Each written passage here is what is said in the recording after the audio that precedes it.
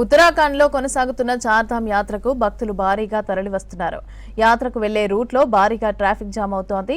బద్రీనాథ్ ధామ్ కు వెళ్లే రూట్ లో వందలాది వాహనాలైతే నిలిచిపోయాయి.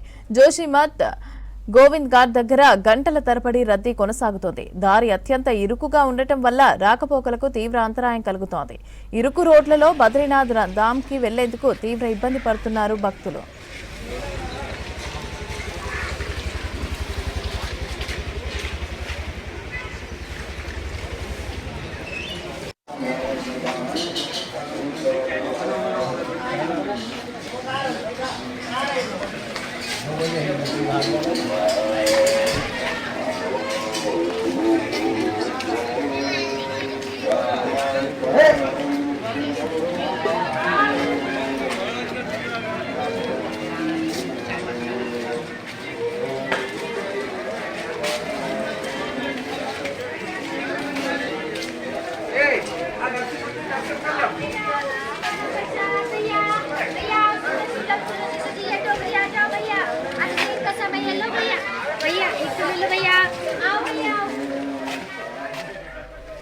ఉత్తరాఖండ్ లో కొనసాగుతున్న చార్ధామ్ యాత్రకు భక్తులు భారీగా తరలివస్తున్నారు.